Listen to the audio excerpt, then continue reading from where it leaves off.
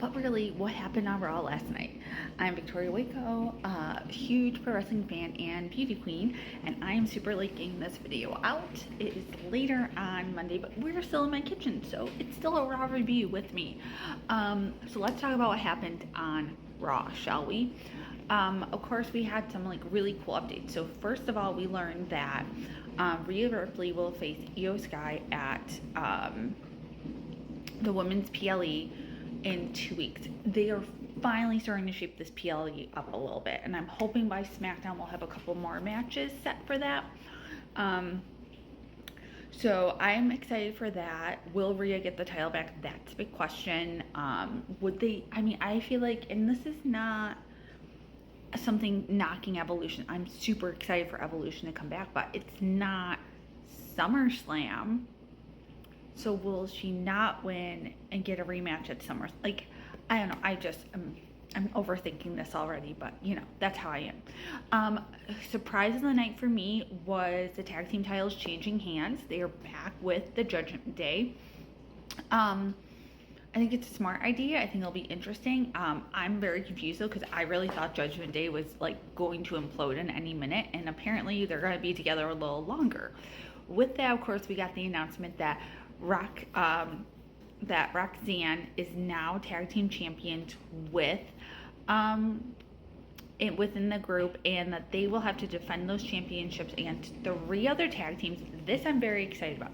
So it will be someone from Raw, someone from SmackDown, and someone from NXT. I feel like this might be the thing that those titles need to get a jolt of electricity back in them. Other than that happened, of course, we had a match that ended in no contest between Bayley and Lyra. I do think it'll end up being a triple threat at Evolution with them and Becky Lynch. I could definitely see that happening. I'm kind of okay with that. Also, we got Gunther talking more about Goldberg. A really cool video package of Goldberg that was kind of fun for my husband to see, because he I don't think realized how, my husband didn't watch wrestling, so I don't think he realized how big Goldberg was, and I personally never really watched WCW back then. So also just I've seen clips since then and documentaries and stuff, but I think again, just remembering what a big deal he was. My one concern with that is, as you know, I thought he looked gassed just walking to the ring a couple of weeks ago. So will he be able to deliver? I think we're gonna get a short match. I don't think we should be surprised by that. And yeah, so those are my thoughts. I thought it was a great promo though. Gunther knows what he's doing. And then though, we had some really interesting things happen in that segment. They're kind of weaving things together. I feel like it's picking up a pace a little bit on the show. My cat, also my dishwasher's going. I apologize for the noise. But so Gunther's in the ring. He does his whole thing. We are ready for this match at Saturday night's main event. And then you have Seth Rollins come out and all his with his little buddy Glory. Paul again can make a look mean everything. That is one of my favorite parts of Paul. Truly, truly, truly. So Paul definitely made that segment very cool though. Then of course we had this huge fight that erupted. You have Seth running away from CM Punk. It was great seeing CM Punk. It was a great pop to then run into LA Knight, and LA Knight and him fought in the concourse. And of course, as we know, the match was made for Saturday night's main event, that it will be LA Knight versus Seth Rollins, which I think will be awesome. I think those are 2 really great matches to have on that show. And I gotta figure out how I'm watching that show, because at the same time that's happening, I will be at Miss New York for Miss America, watching my friends work on their dreams. So everything goes together in my world, including wrestling things.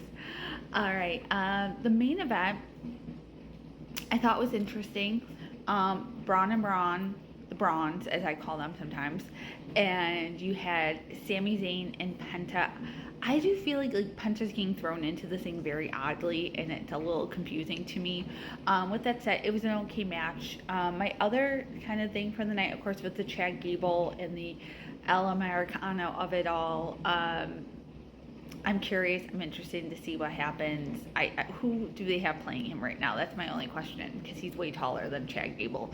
But while that, it's kind of funny. It's weird. It's interesting. I don't know. I don't really love that character. I was hoping they would just like let him go away and we forget about him.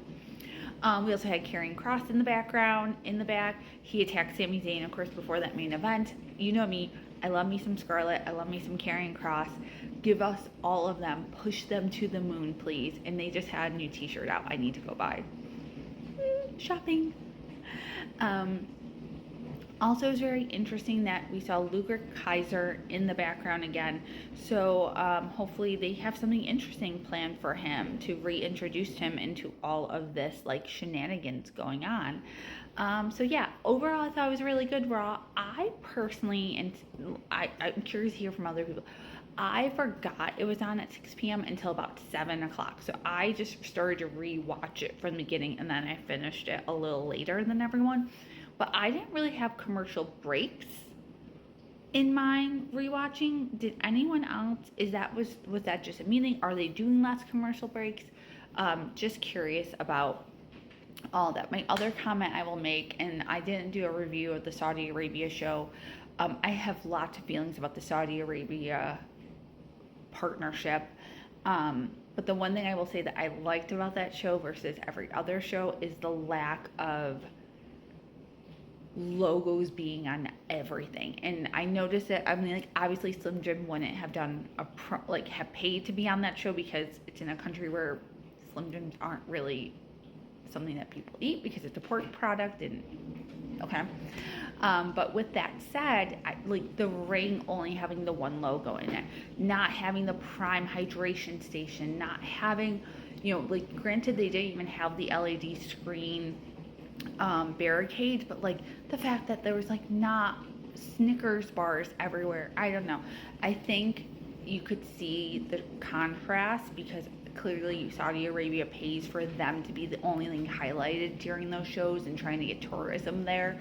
So there's no other, I think, promotions. I'm assuming they don't even allow other companies to like buy space and stuff for those shows. Correct me if I'm wrong and I don't know, or maybe like lots of companies just don't want to be involved with that show.